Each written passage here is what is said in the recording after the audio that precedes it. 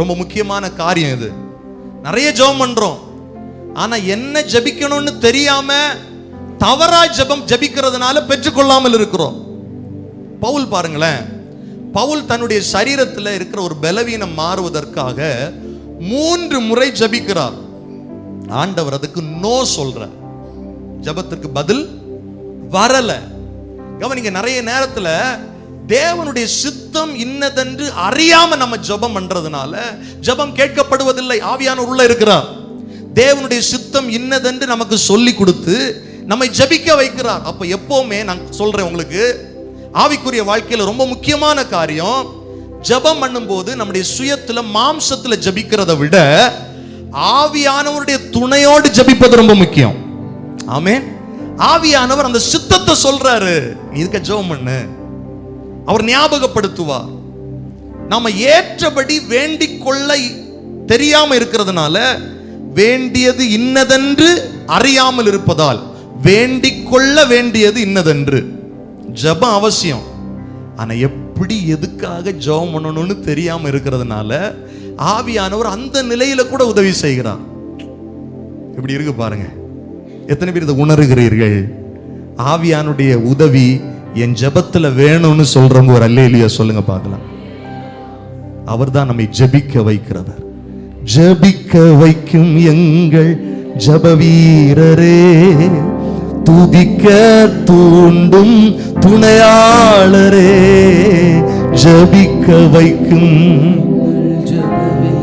சத்தமா பாடுங்க, துதிக்க தூண்டும் துணையாளரே, சாத்தானின் சகல தந்திரங்களை தகர்த்தெறிய வாருமே.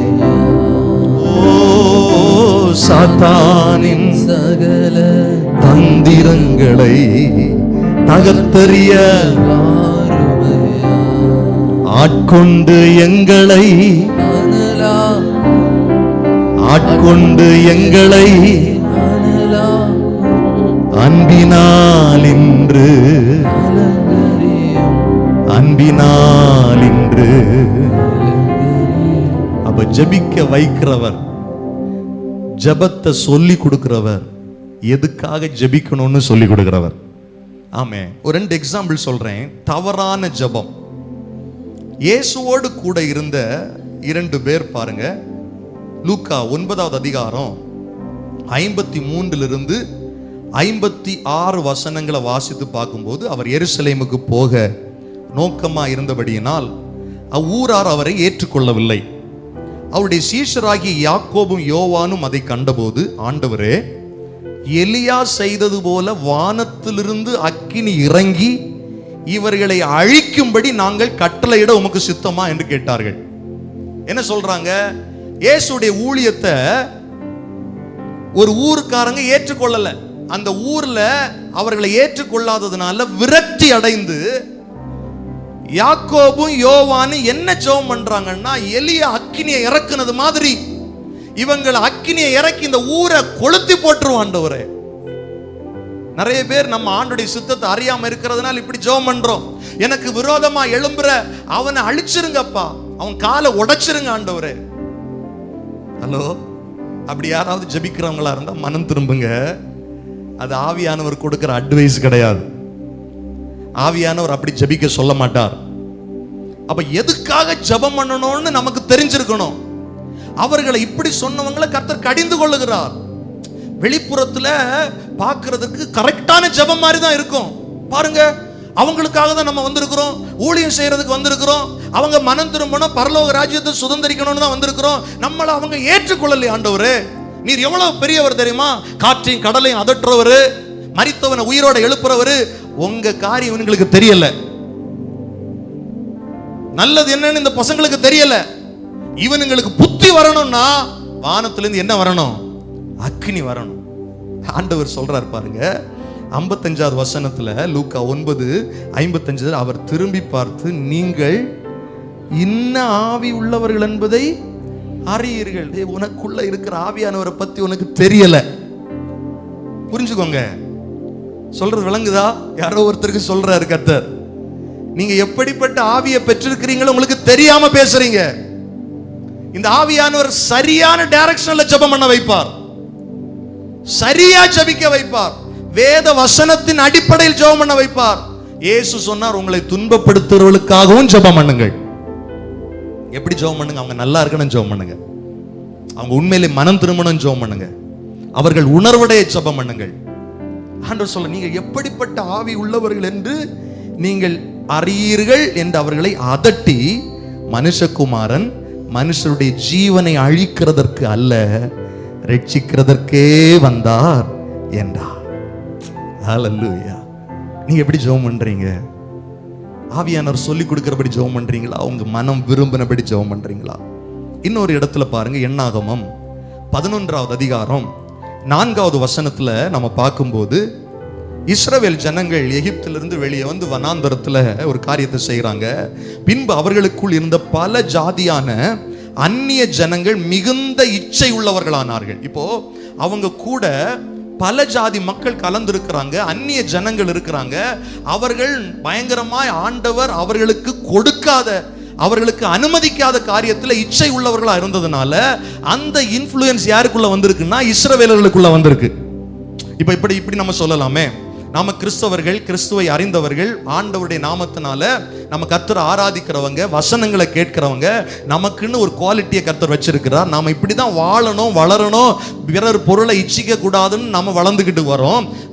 நம்ம வாழுகிற இடத்துல, வேலை பார்க்குற இடத்துல, தொழில் செய்கிற இடத்துல அந்நிய ஜனங்கள், கர்த்தரை அறியாத ஜனங்கள், அவர்கள் மனமும் மாம்சமும் விரும்பினபடி வாழ்றாங்கல்ல, அந்த இன்ஃப்ளூயன்ஸ் நிறைய நேரத்தில் என்ன வந்துருது? கிறிஸ்தவர்களுக்குள்ள வந்துருது.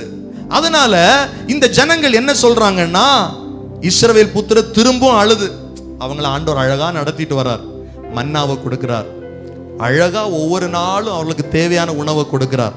அவங்க என்ன சொல்றாங்க? நமக்கு இறைச்சியை கொடுப்பவர் யார்? எங்களுக்கு இப்பவே நான்வெஜ் சாப்பாடு வேணும். நல்ல கவனிங்க, அவன் ஊர்ல ஒரு சில இடங்கள்ல நல்ல சாப்பாடு இல்லாம இருக்கிறான், ஒரு நேரம் ஆகாரம் இல்லாம இருக்கலாம், சாப்பாட்டுக்காக புலம்புறது. எனக்கு அது இல்லை. நான் நல்லா கவனிங்க, நாம ஒரு காரியத்தை ஆண்டவரிடத்துல கேட்கறதுக்கு முன்னால நமக்கு என்னெல்லாம் ஆண்டவர் கொடுத்திருக்கிறாருங்கிறத நம்ம அறிந்து கொள்ளணும். நான் சொல்றேன், எத்தனை பேருக்கு விளங்குது? ஆமென். ஒரு புதிய ட்ரெஸ் எனக்கு கிடைச்சா நல்லா இருக்குமே, ஆண்டவர்கிட்ட கேட்கறதுல தவறில்ல. அதே நேரத்தில் நாம் போட்டிருக்கிற ட்ரெஸ் போல கூட இந்த உலகத்தில் எத்தனையோ பேருக்கு ட்ரெஸ் இல்லாம இருக்குல்ல, எனக்கு கர்த்தர் கொடுத்திருக்கிறார். ஆமென். பிள்ளைங்களுக்கு சொல்றேன், சாப்பாடு அம்மா சமைச்சு கொடுக்கறாங்க, டெய்லி இதுவா? இஸ்ரவேலர்கள் சொன்ன மாதிரி டெய்லி இந்த மன்னாவை சாப்பிட்டு சாப்பிட்டு சாப்பிட்டு எங்களுக்கு என்ன ஆயிடுச்சு? அழுத்து போச்சு. நான் சொல்றேன் பிள்ளைகளுக்கு, கனிவா சொல்றேன், உன் தட்டுல வந்திருக்கிற சாப்பாடு கூட இல்லாம எத்தனையோ பிள்ளைகள் சாப்பாடு இல்லாம இருக்கிறாங்க. ஆண்டவருக்கு நன்றி சொல்லு. உன் குடும்பத்தை கர்த்தர் ஆசீர்வதிச்சதுக்கு நன்றி சொல்லு. சிக்கன் இருந்தாலும் நன்றி சொல்லு, மட்டன் இருந்தாலும் நன்றி சொல்லு, ஒரு நாள் கஞ்சி சாப்பிட்டாலும் ஆண்டவருக்கு நன்றி சொல்லு. ஆமென். எதிர்க்கிறது இந்த இஸ்ரவேலர்கள், எங்களுக்கு உடனே சாப்பாடு வேணும், இறைச்சி வேணும். அந்த அதிகாரத்தில் பார்த்தா ஆண்டவர் கொடுத்துட்டார். ஆண்டவரால கொடுக்காத காரியம் ஒண்ணுமே முடியாது, எல்லாமே செய்வோம். காற்றை வர பண்ணி சமுத்திரத்திலிருந்து காடையை வந்து குவிச்சு போட்டுட்டார், சாப்பிடு. பைபிள் சொல்லுது, அவன் சாப்பிட்ட இறைச்சி எங்க இருந்து தெரியுமா? பல்லுக்கு இடையில இருந்துச்சு. சில நேரத்தில் சிக்கன் மட்டன் சாப்பிடும் போது பல்லுக்கு உள்ள போயிடும்ல, பல்லுக்கு உள்ள போயிருச்சுல்ல, அதை எடுக்கிறதுக்கு முன்னால பலரை கர்த்தர் கொன்று போட்டார். கவனிங்க, தவறான ஜெபம். உன்னை கர்த்தர் ஆசீர்வதிச்சிருக்கிறார், உனக்கு கர்த்தர் அவ்வளவு கொடுத்திருக்கிறார், உன்னை நிறைவா வச்சிருக்கிறார். நீ ஏற்றபடி வேண்டிக் கொள்ள தெரியாம மாம்சத்துல ஜெபம் பண்ணிட்டு இருக்கிற. ஆண்டவர் இன்னைக்கு எச்சரிக்கிறார், கவனிங்க, நாம் ஜெபிக்கிறது தவறல்ல, ஆவியானவர் உனக்கு சொல்லி கொடுக்கிறபடி ஜெபம் பண்ணணும். ஆவியானுடைய சித்தத்தை அறிந்து ஜெபம் பண்ணணும். எல்லாரையும் ஆசீர்வதிப்பதுதான் கர்த்தருக்கு பிரியம். தேவை இன்னதென்பதை கர்த்தர் அறிந்திருக்கிறார். ஆண்டவரே, இந்த தேவை எனக்கு இருக்கு, இந்த ஆசை எனக்கு இருக்கு, நான் ஜெபிக்க போறேன், எனக்கு சொல்லித்தாங்க. இப்படி ஜெபம் பண்ணணும். அந்த குஷ்டரோகி ஜெபம் பண்ண பாருங்க, உமக்கு சித்தமானால் என்னை சுத்தமாக்க உம்மால் ஆகும். அவங்களுக்கு சொல்லியிருக்கிறேன். அப்படின்னா என்ன அர்த்தம்னா, உங்களுக்கு சித்தம் இல்லைன்னா நான் இப்படி குஷ்டரோகியாவே இருந்த ஓகே. எப்படிப்பட்ட ஜெபம் பாருங்க. கர்த்தர் சொன்னார், எனக்கு சித்தம் உண்டு, நீ சுத்தமாக. உங்க ஜெபங்களில் எல்லாம் இந்த வார்த்தையை முதல்ல போட்டுருங்க.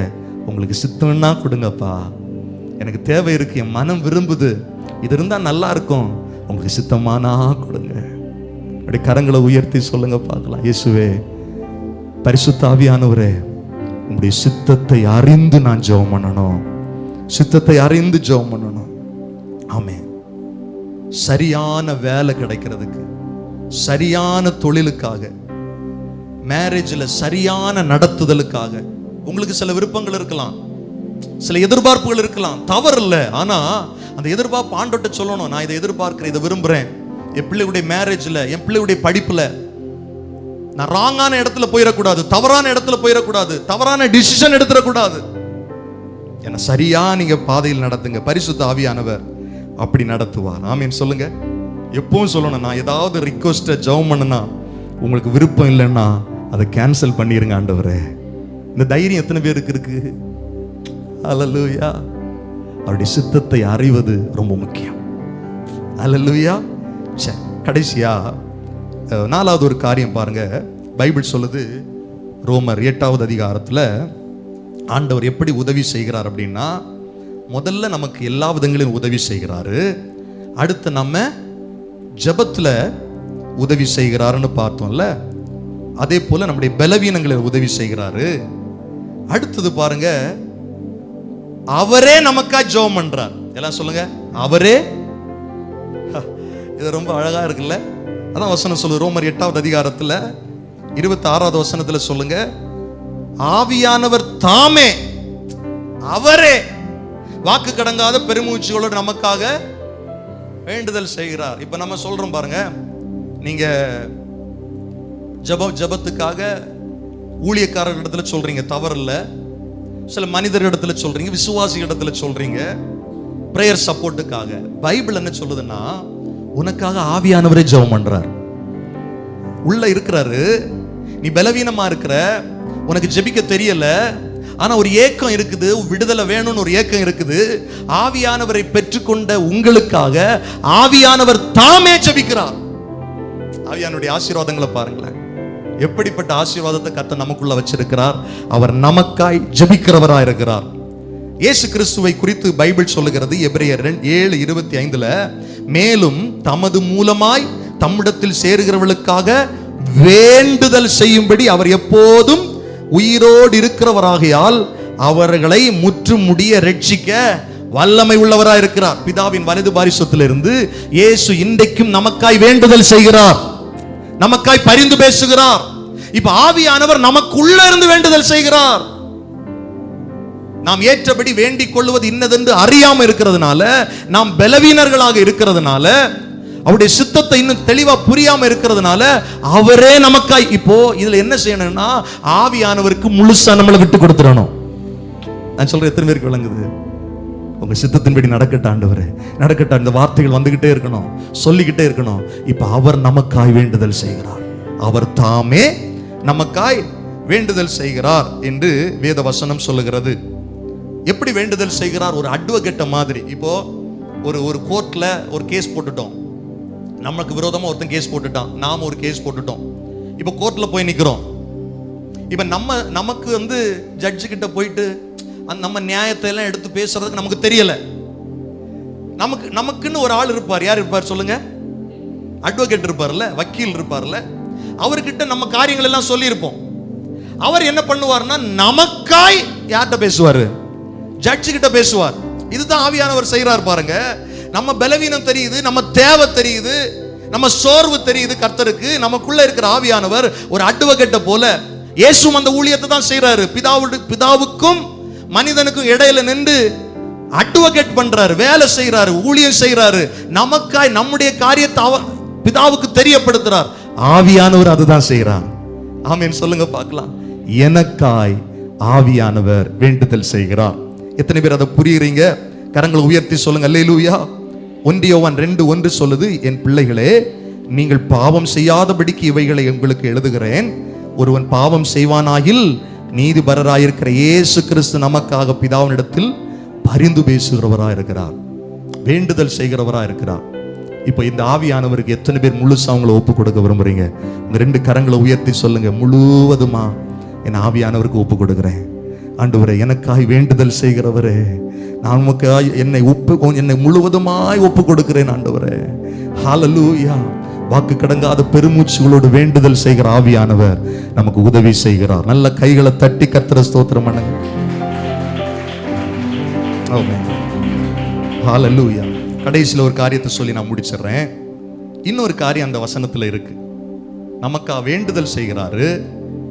எப்படி வேண்டுதல் செய்கிறாருன்னு இருக்கு? வாக்குக்கு அடங்காத பெருமூச்சு. எத்தனை பேர் பெருமூச்சு போட்டிருக்கிறீங்க? ஒரு கஷ்டம் வரும்போது ஒரு பெருமூச்சு வருதில்ல? ஆவியானவர் என்ன செய்யறாரு தெரியுமா? நமக்குள்ள இருந்து பெருமூச்சுகளோடு வேண்டுதல் செய்கிறார். பெருமூச்சுகளோடு. வார்த்தை கிடையாது, வார்த்தை கிடையாது. ஆனா பெருமூச்சுகளோடு. அதுல என்ன விளங்குதுன்னா, பெருமூச்சோடு நமக்காய் வேண்டுதல் செய்கிறாருன்னா, இப்ப எனக்கு ஒரு கஷ்டம் இருக்குன்னு வச்சுக்கோங்க, நல்லா விளங்கிக் கொள்ளுங்கள். எனக்கு ஒரு கஷ்டம் இருக்குன்னா, நான் பெருமூச்சு விடுறதுல ஒரு லாஜிக் இருக்கு. என் கஷ்டத்தை பார்த்து இன்னொருத்தர் பெருமூச்சு விடுறாருன்னா, அவர் என்னை எவ்வளவா அறிஞ்சிருப்பாரு, அவர் என்னை எவ்வளவா நேசிப்பாரு. எத்தனை பேருக்கு நான் சொல்ற விளங்குது?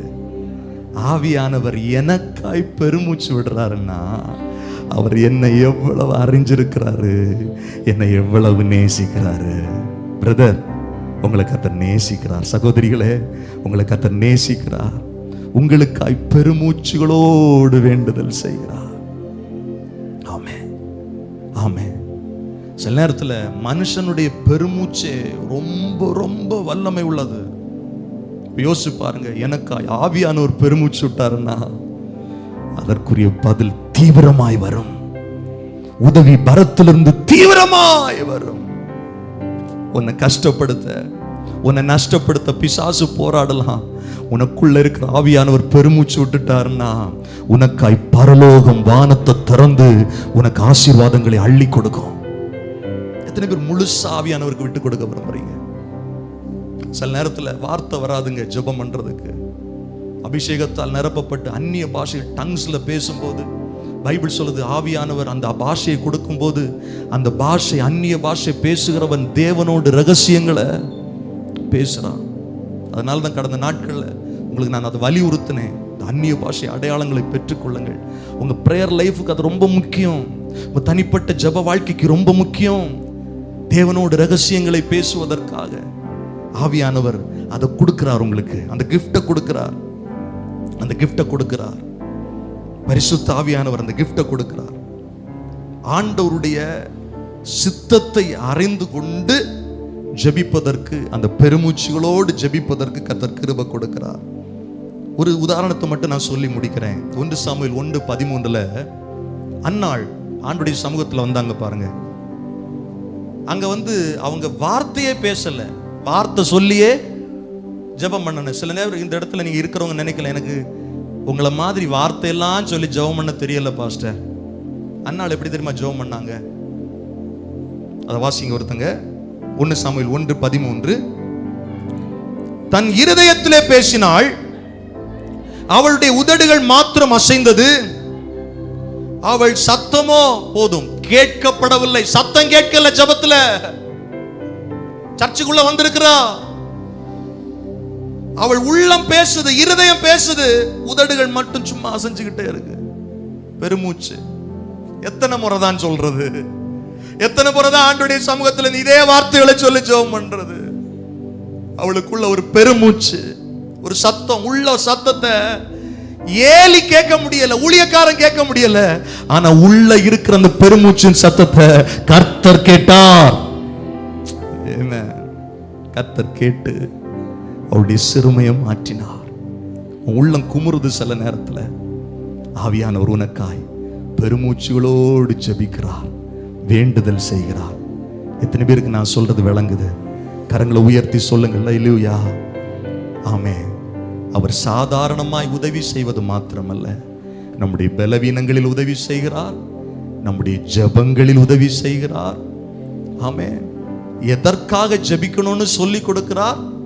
கடைசியா பெருமூச்சுகளோடு ஜெபிக்கிறார்.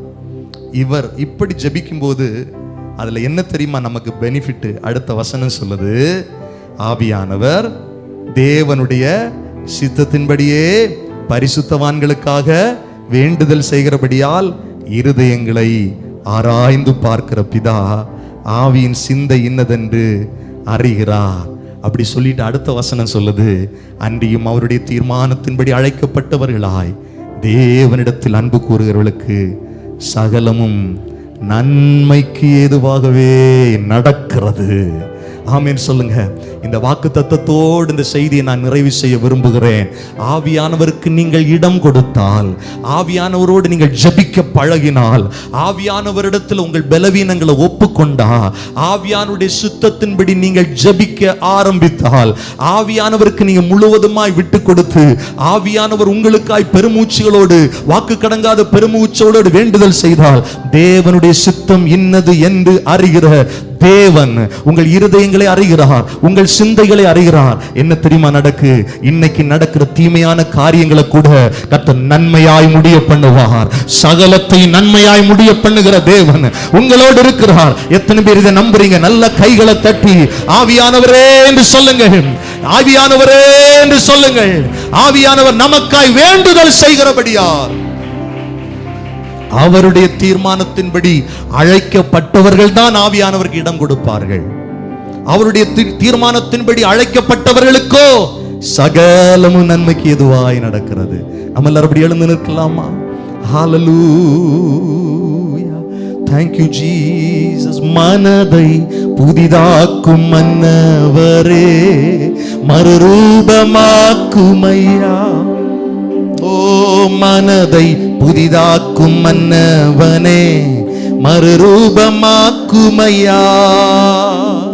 ராஜாவின் இரண்டாம் வருகைக்காக என்னாலும் ஏங்கச் செய்யும் இயேசு. ராஜாவின் இரண்டாம் வருகைக்காக என்னாலும் நல்ல கைகளை தட்டி சொல்லுவோம். ஆட்கொண்டு எங்களை அனலாக்கும், ஆட்கொண்டு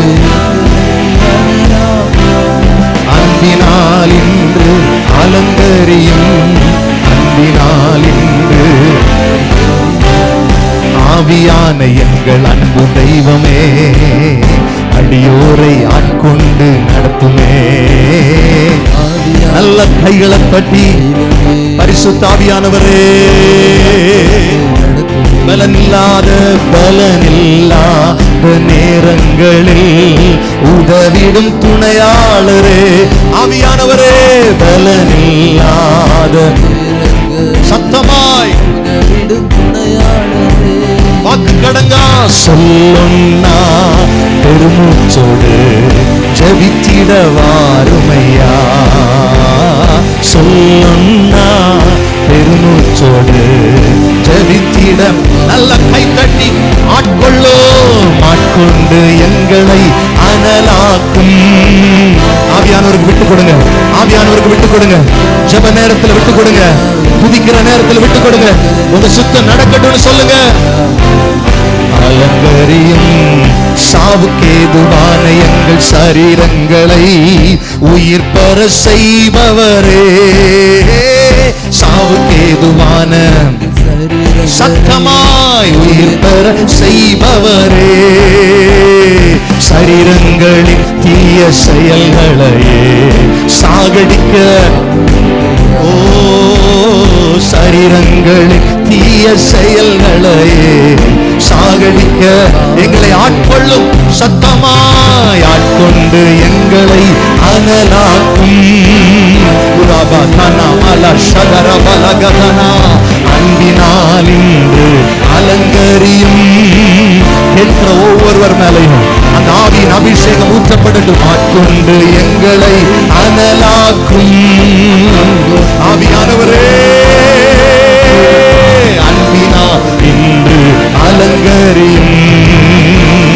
நல்ல கைகளை தட்டி கர்த்தரை ஸ்தோத்திரம் பண்ணுங்க. பார்க்கலாம், எங்கள் பலவீனங்களில் உதவி செய்கிறவரே, எல்லா நிலைகளிலும் உதவி செய்கிறவரே, எங்களை விட்டு விலகாதவரே, பரிசுத்த ஆவியானவரே, எங்களை புரிந்து கொண்டவரே, எங்களுக்காய் பெருமூச்சு விடுகிறவரே, எங்களுக்காய் வேண்டுதல் செய்கிறவரே, உம்முடைய உங்களுடைய சித்தத்தை சொல்லித்தாங்கப்பா, எப்படி ஜெபிக்கணும்னு சொல்லித்தாங்கப்பா. நல்ல கைகளை தட்டி நல்ல வாயை திறந்து கர்த்தரை ஸ்தோத்திரம் பண்ணுங்க. ஆவியானவரே, ஆவியானவரே, ஆவியானவரே, பரிசுத்த ஆவியானவர் எனக்கு எல்லா நிலைகளிலும் உதவி செய்யணும்.